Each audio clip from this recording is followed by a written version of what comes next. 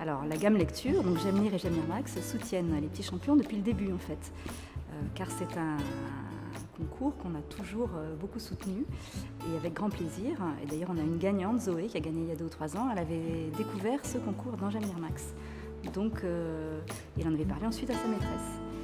Donc, nous publions à différents moments des articles, que ce soit dans J'aime lire Max, donc qui s'adresse plutôt au CM1, CM2, ou J'aime lire, qui commence plutôt en CE2, des articles pour lancer l'envie de participer.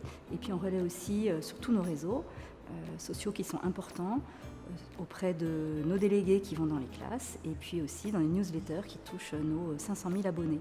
Donc voilà, donc nous on essaye de relayer au maximum les petits champions auxquels on croit énormément.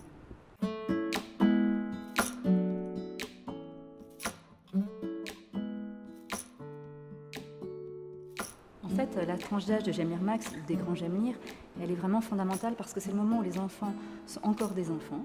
Donc ils ont encore du plaisir à faire des choses et à découvrir des choses. Ils ne sont pas encore à avoir besoin de l'identité du groupe pour modeler des comportements. Donc du point de vue de la tranche d'âge déjà et des comportements de la tranche d'âge, je pense que c'est vraiment très intéressant. La deuxième chose aussi, c'est que ce sont des enfants qui normalement sont censés arriver à bien maîtriser la lecture, ou en tout cas à en voir l'intérêt. À quoi ça sert de bien lire et qu'est-ce que ça peut apporter d'aimer lire. En ce sens-là, le fait de choisir cette tranche-là d'enfants qui sont assez à l'aise avec la lecture est très pertinente parce qu'ils sont plus à l'aise pour parler, ils sont plus à l'aise aussi pour comprendre le sens d'un texte, parce que bien lire et aimer lire, c'est d'abord comprendre ce qu'il y a derrière. Et le fait de lire à voix haute oblige à comprendre l'émotion de l'auteur et à la raconter et à la faire passer à ceux qui écoutent.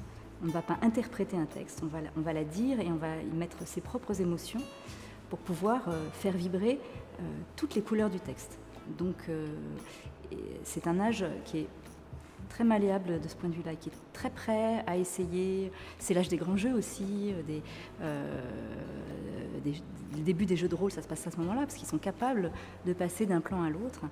Et être un bon lecteur, c'est une valeur qui devient importante à la fin de l'école primaire.